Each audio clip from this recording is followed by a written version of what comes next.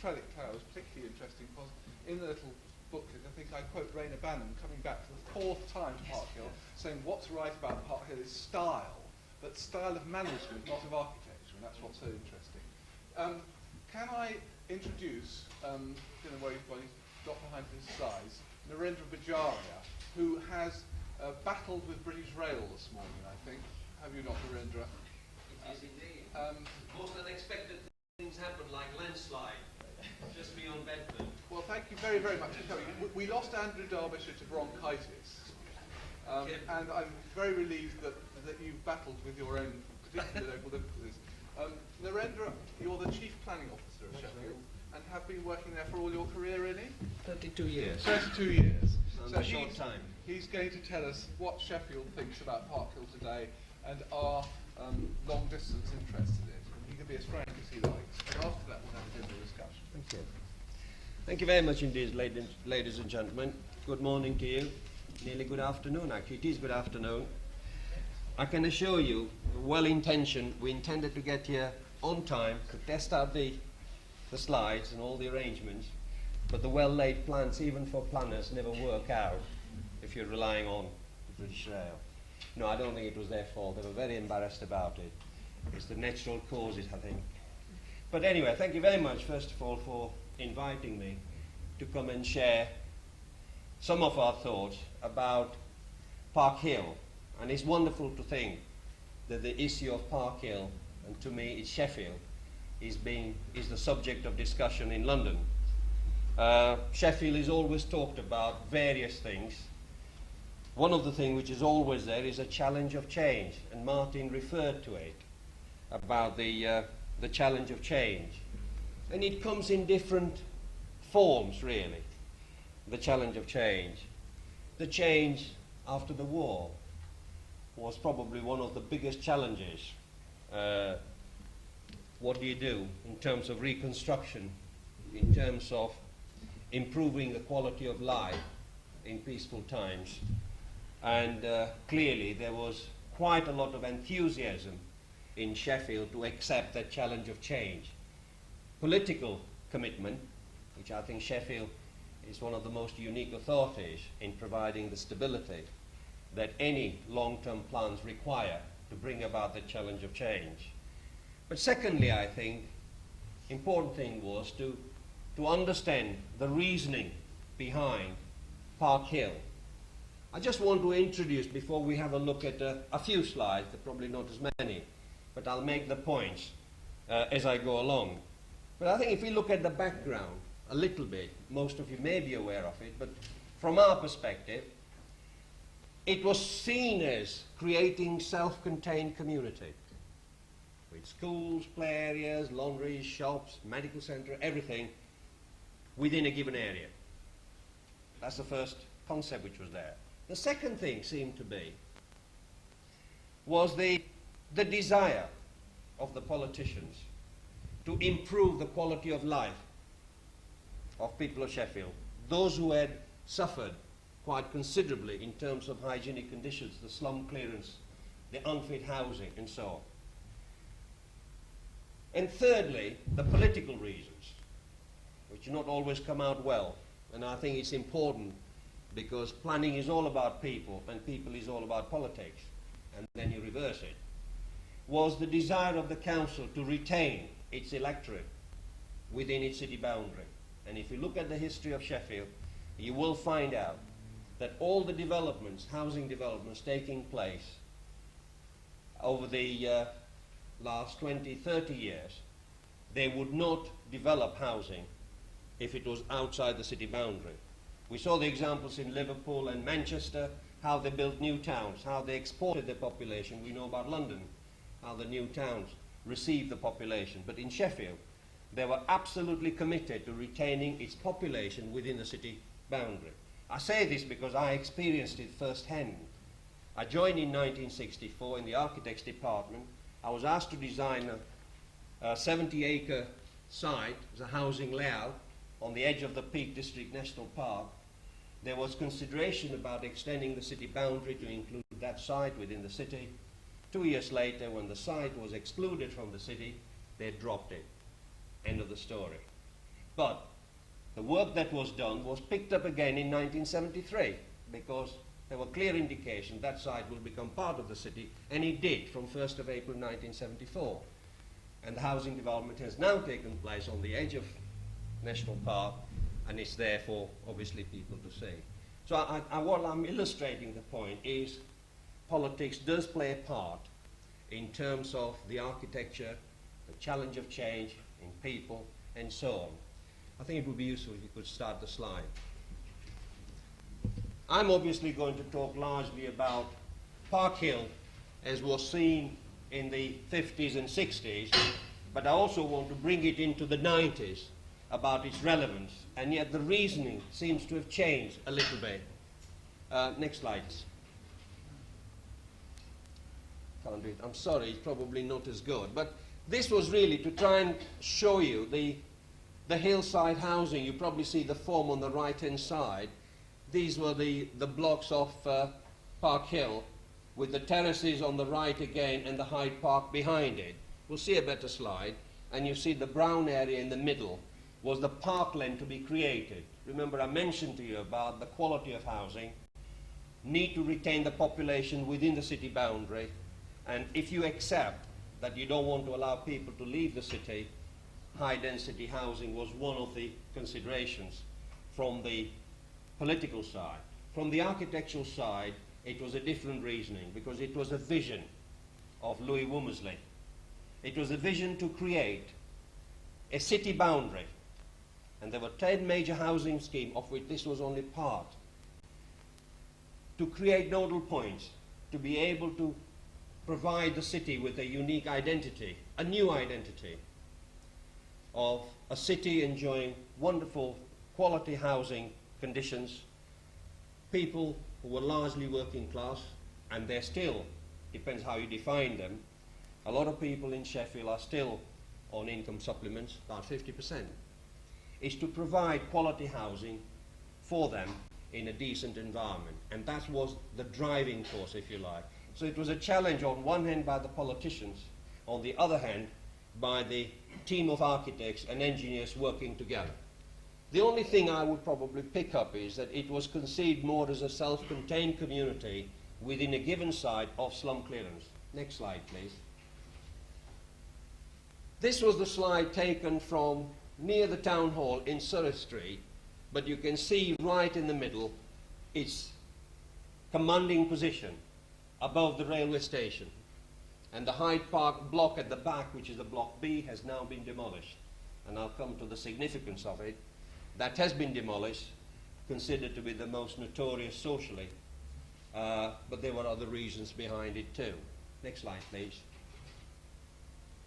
This is a slide showing clearly at the time Park Hill was going to be embarked upon, the scene of the Sheaf Valley. And if any of you have been to Sheffield today, you will probably see what I mean by challenge of change and how things have changed in the Sheaf Valley itself. Next slide, please.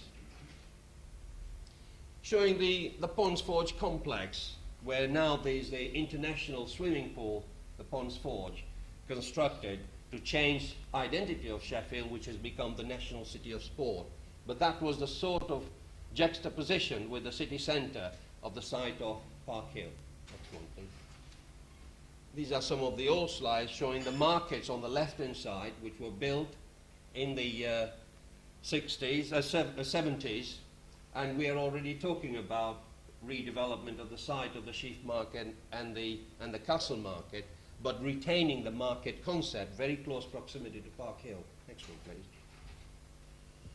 This was the parkland which had been laid out. Of course, the Hallam University, you see what used to be City Polytechnic, major changes taking place. Next one, please. Another shot of it where the trees were planted because people thought these trees will never survive, and it is quite a bit of woodland. About 31 acres of land has been planted, and it is a very mature woodland. Next one, please. You can see the woodland, how it has matured over a period of time. And you see the developments taking place by the Hallam University in the valley bottom. Next one, please. Now, this is the view not long ago we had, majestic view coming down Surrey Place, right in the heart of city centre. And you could actually see on how the architects use the various levels to provide what is now obviously considered by English heritage as a building worthy of listing. Not only of listing as a grade 2, but a grade 2 star. We used to get thousands of people from all over the world to come and look at this example, and they still come, and they come and have a look at it as an innovative housing scheme, a housing scheme catering for the masses, but a housing scheme which provides quality not only within the building in terms of spaces, but also outside the building. And when we think about this close proximity to the heart of the city centre, the heart of the city, you begin to recognize its significance. Next one, please. I think this is the view with the Hyde Park flats, the block B gone. You can actually see how the skyline has suddenly changed than what it was. And of course the Park Hill flats not long ago were considered to be upper class related to Hyde Park. The reason was they were low rise, very stable community. In fact, over 55% of the community, the residents, are the ones who actually moved in, which I think is quite an interesting element about the strength of the community in Park Hill. But with the advent of the knocking down of Block B of Hyde Park, knocking down the Kelvin flats on the lower slopes of the Upper Don Valley, and all you needed is someone to spread the word around, Park Hill flats are next on the list. And immediately it has a psychological impact amongst the residents who want to get out the first available opportunity. There is absolutely no intention of the City Council to demolish Park Hill flats. That's absolutely clear. But that is the message which has been received. Next slide, please. In terms of the management which was touched upon, clearly, scale of housing of this magnitude imposes enormous challenges of managing people, managing flats, managing spaces, managing maintenance, and managing aspirations, political or otherwise. So it's quite a challenge. And to give you an idea in terms of the scale of what we are talking about, very recently, Council has invested £6 million in improving the environment. £6 million in improving the environment, because clearly it was felt that whilst changes were taking place in the Hyde Park complex, clearly emphasis must be given to Park Hill at the same time, not with the thought that they will be considered for listing. It was clearly a desire to improve the environment outside these blocks of flats. Next slide, please. Clearly the character which has been referred to before. Next one, please. I think the major problem that the council faces, which I'm sure councils up and down the country face, is the declining resource base. The major changes through housing legislation, the major transfer of local authority housing into trusts, into companies, into the residents taking over the management of it. And when you have such a large scale of development with 3,000 people in there, about 1,000 dwellings, all you need is something like the falling concrete. And that immediately gives the impression that it is ready to go. It may only be minor, and I think if Park Hill is ever to be saved with a major injection of capital, now is the time. If it isn't, it will probably go the same way as Kelvin has gone and the Hyde Park Block B. Next one, please. Some refurbishment which took place in how the colours of the doors changed to brighten up the atmosphere. One of the proposals which has been under consideration until Martin Cherry and his colleagues, and you came to see her in the housing department, was to enclose this space. To enclose it because they become wind tunnels. To enclose the space with security doors because of the safety. These are real issues to people who live there. And if the listing process is going to inhibit any of those things, then clearly it is not going to meet the aspirations of people who are going to live in there in comfort if they are to live permanently. Next slide, please. This is the view seen from the Ponds Ford swimming complex, looking at the Park Hill towering above the station. Next one, please. And this really is to give you an indication about its juxtaposition with city centre. And the bridge you see is a new landmark introduced to integrate Park Hill and Hyde Park residential community with the city centre. It is so important, and it's interesting that the reasons which are now being talked about is this notion of sustainability. Sustainability, which followed with the Agenda 21, followed by the Planning Policy Guidelines 13, reducing the need or the demand for the use of cars. And yet some of these concepts have been there of high density housing, literally within yards of the city centre, being at the centre of employment. A lot of people from Park Hill flats walk over the Park Square, and they have the ability to use the Supertram system, the new transport system that has been introduced in Sheffield, and they can go to the northeast, northwest, southeast. The only part they can't go to is the west and the southwest, where the Supertram doesn't go to. But I think it is, from the planning point of view, in the 80s and the 90s and into the millennium, clearly a development such as this has got a major place to play.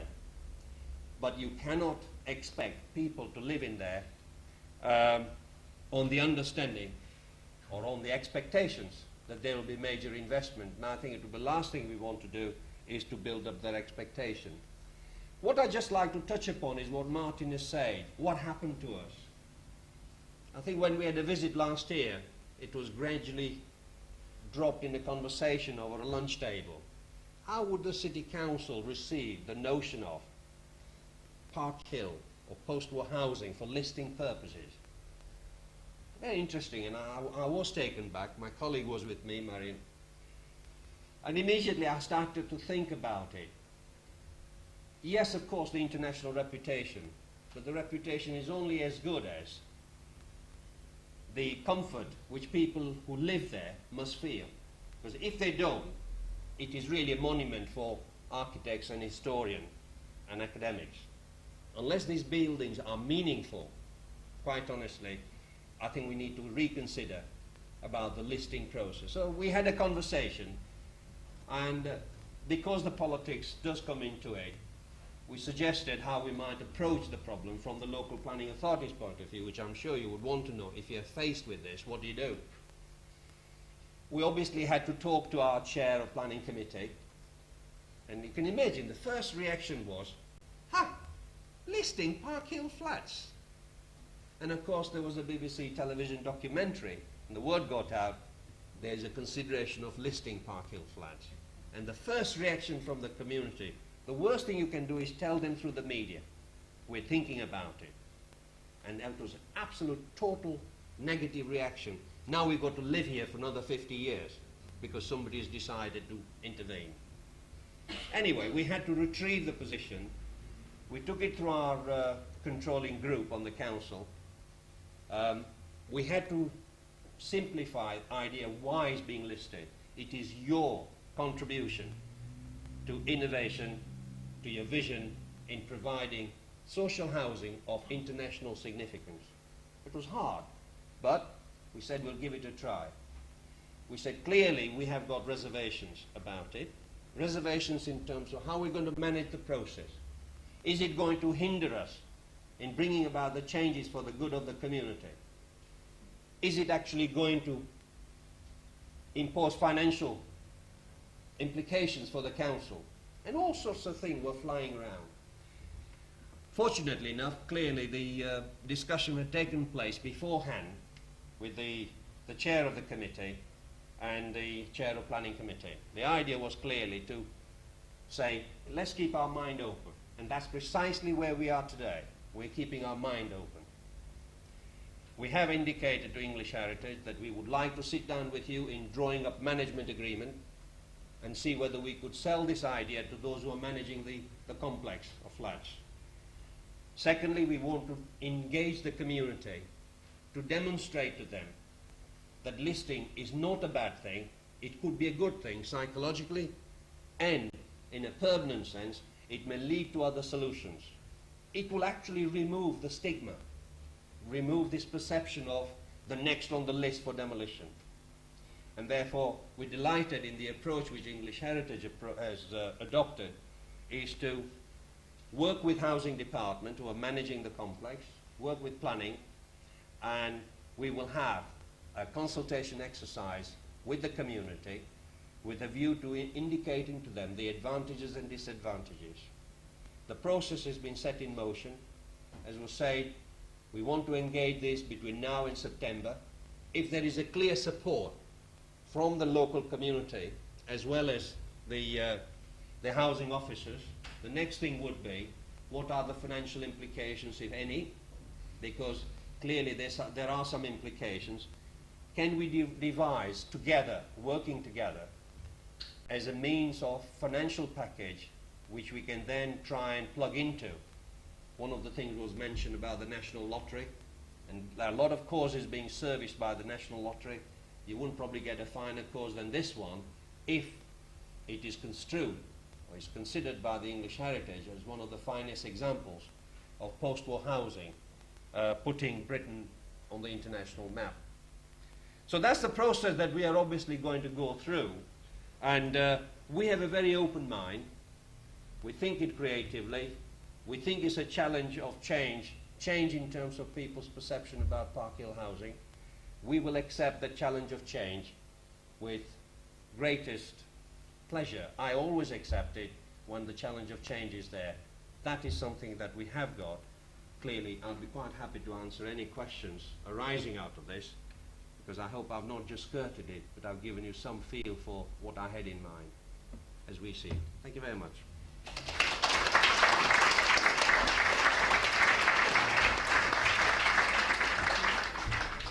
Narendra, thank you very much for some very important points. The absolutely critical dimension of giving us a sense of what the local community, the local city feels about the status of Park Hill. Martin, do you want to come and sit up here? I don't know where Chris Bacon's gone. How did I miss the pink sweat? Right. Shall we take about 15 minutes? It's now just on 1 o'clock. And then at 1:15 we break for lunch and come back at 2. I think that's about right. Who would like to open the discussion, say something? Have you got your hand in there, Alan? Who has? Alan Powers. I'd like to raise an issue about public space and climate in relation to post-war architecture, because it seems to me to apply to a lot of cases, and the South Bank Arts Centre in London is one of them. And this was wrote by the last speaker saying that the decks have become wind tunnels. Well, is this because of the demolition of Hyde Park? Has the climate actually changed, or have people's perceptions changed? I think no, I don't think it is because of the demolition of Hyde Park Flats. If you look at some of these ones, Hyde Park Flats suffered from the same problem. And what they have done in Block A and Block C, which were the two big ones on either side of the central block, they have actually covered up the balconies, which were there, and provided security doors. And suddenly they have become a very desirable place to live in. There's a long waiting list to get into it when nobody ever wanted to get into Hyde Park Flats.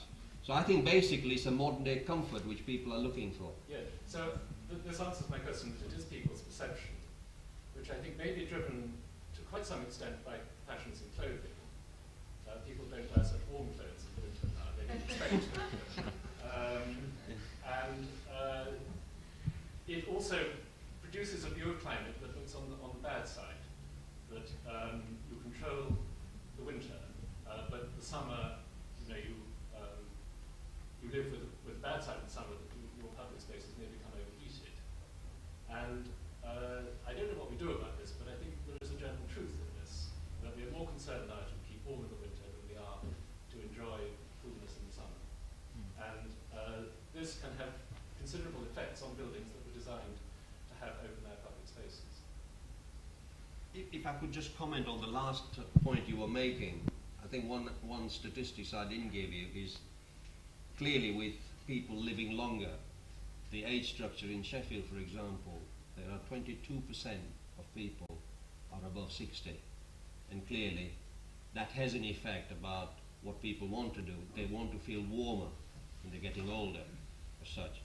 And we did have quite a loss of population of young, economically active people, and we got a very large population because there's been quite a lot of care for people who are older in Sheffield. So there is that element that 1 in 5 people are over 60.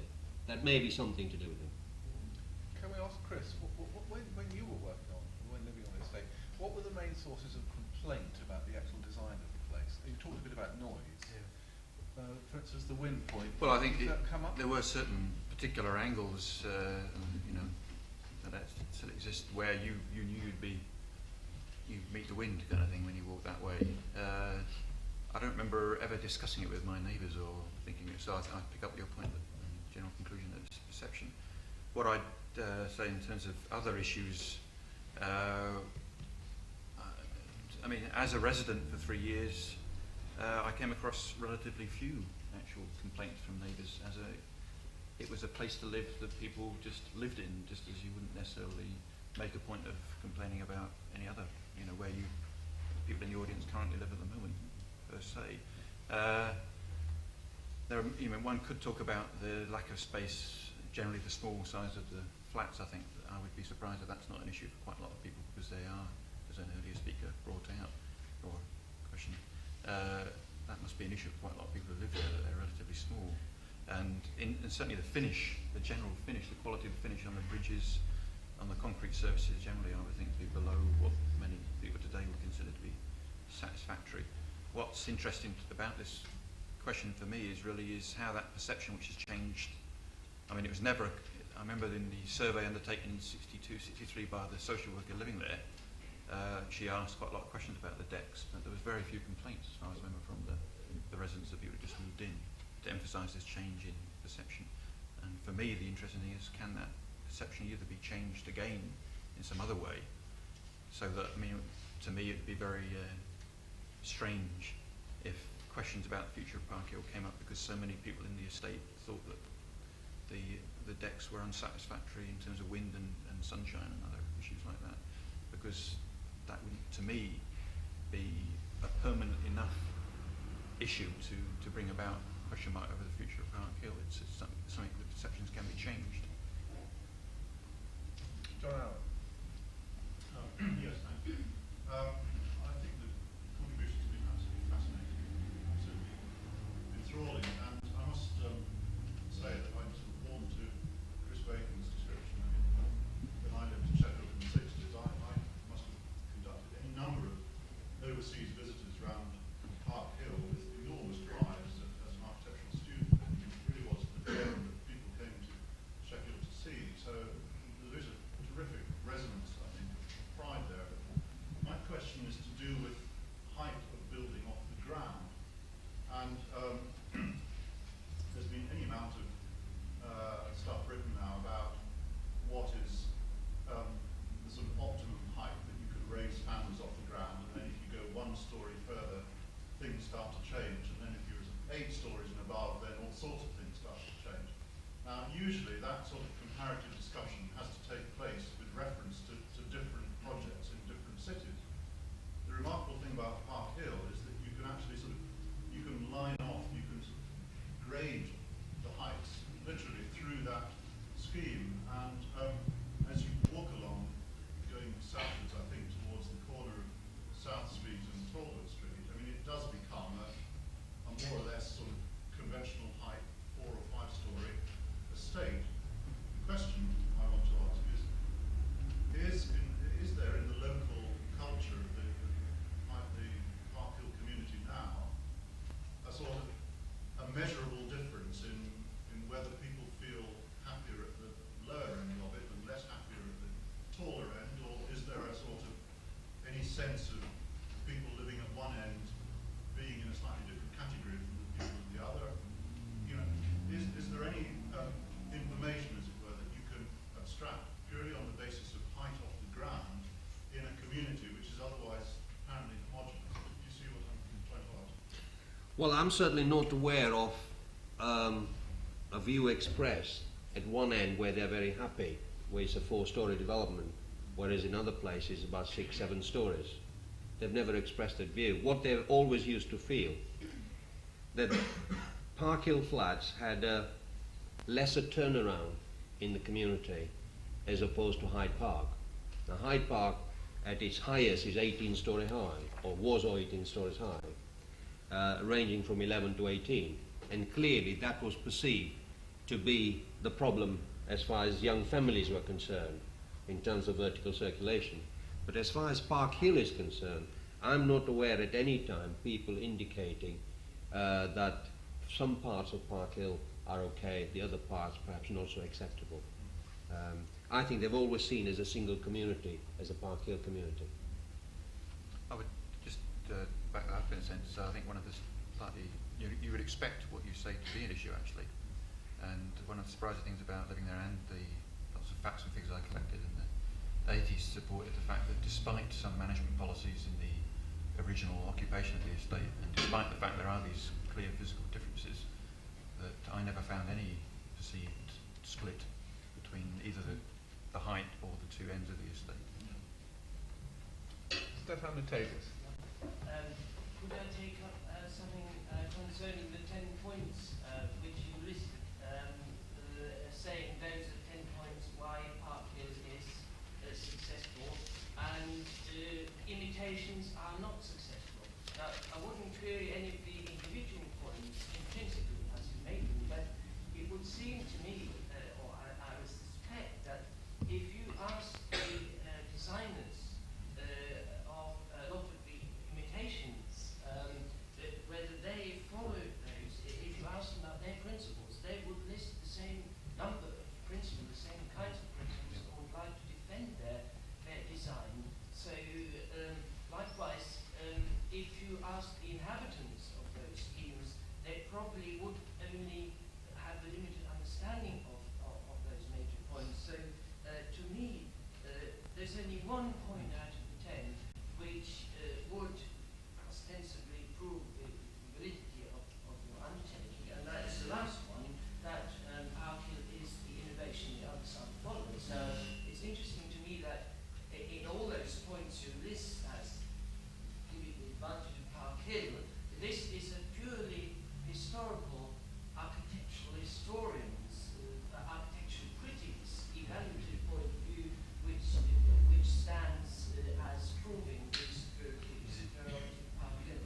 I think how I'd come back on that would be that certainly one of the things that struck me when I lived there, and subsequently I sort of used it as a way of framing my point of view on the whole history, was the influence of external opinion on the residents.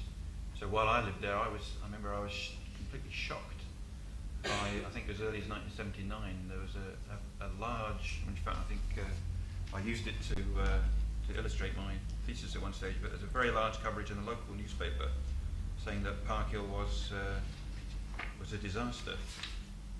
Prisoner of Park Hill, that's it, that was the one. And I have suffered a life sentence of 20 years without remission in Sheffield's Park Hill flats. And it just listed these things which are completely untrue. So I wrote back and I asked my near neighbours why they didn't write back as well. They just shrugged their shoulders and that was, didn't bother.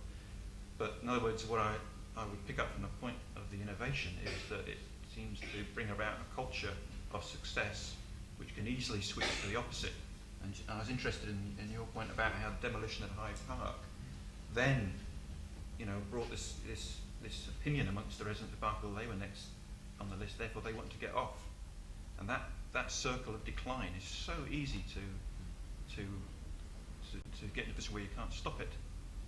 And again, your interesting point, and now is probably the time to make the decision to save it or not. Otherwise it will just continue down this. This is some sort of interruption in a sense in that cycle, which has come from nowhere in a sense. So I would say that yes, innovation is a true. I would agree with you in a sense, but what I'd say is that that's in this particular case anyway, it did seem to be a crucial influence that in the earlier years, because it was such an innovation, because so many people internationally and all the rest of it saw it as important, that the people who lived there said, my God, aren't we lucky to be living in a state which the rest of the world thinks is wonderful? Therefore we're... Are you still saying that all the other 9 points apply? That Park Hill scores if all the other 9 points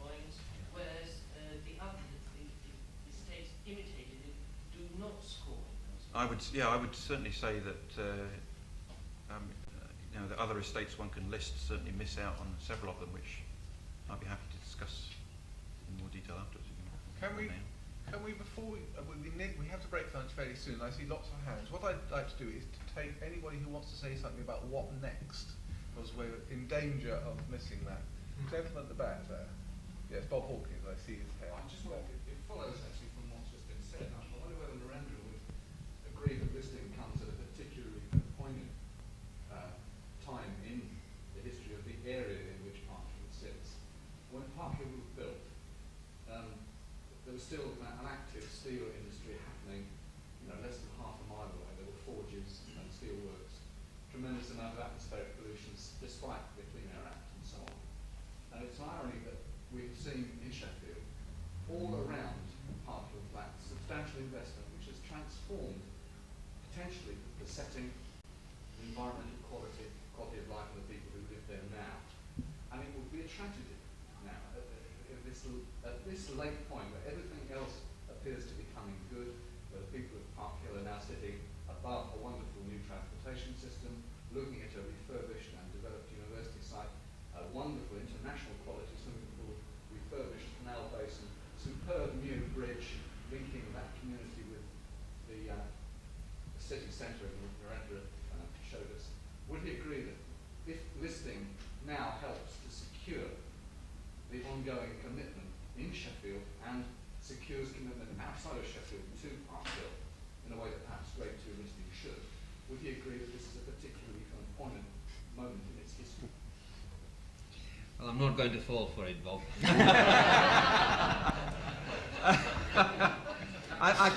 I think the timing could not have been more perfect in terms of considering the future of Park Hill. The reason I say it, which I try to illustrate, there is this potential cycle of decline, the perception. The Kelvin flats are down, the Hyde Park flat, Block B is gone, twin tower blocks at Norfolk Park are going to be demolished as part of single regeneration budget, and next one must be Park Hill because nobody cares. There's a fall in concrete. The management leaves a lot to be desired. There are all sorts of reasons why the community felt that Park Hill will be next on the list, and someone just passed the word round. What will happen to Park Hill? And immediately the question of management was raised. Problem families. If any one of you have done housing estate, you will know the local residents will always tell you it's going down, it's declining because problem families are moving in. That is the management of housing. That's the first thing. And once the word gets around, whether there's truth or not is another matter. People build up that cycle of decline to such an extent it's virtually impossible to consider remaining on Park Hill Flat. So I think if action is to be taken, whether listing or otherwise, I like to think that at the end of the day, the balance equation would be more in favour of listing rather than not listing. I think we've got somewhere to go to considering, but the timing could not have been more perfect in really re-examining the future of Park Hill. And I certainly welcome that because that has provided also a reason to Housing Department to re-examine the future of Park Hill. Environmental improvements were just cosmetics. It is the real essence of sustainability. Improved environment in the city centre, improving housing so close to it, and you can have a community of 3,000 people provided their aspirations are met within the building as well as outside the building. Just one last point about the future before lunch. Robert Thorne. Just very quickly, I mean, this has been an absolutely fascinating morning, and this idea of listing as a means to returning local pride to important places is fantastic. What concerns me is this question of what is going to happen over the next 50 years. We're dealing here with this question of scale as well.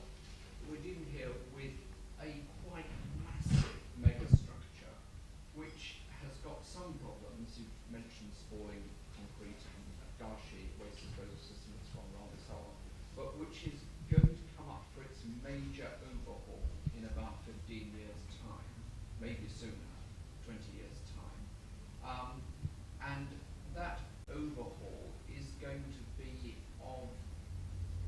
scale, you know, which is comparable to the scale of the building itself.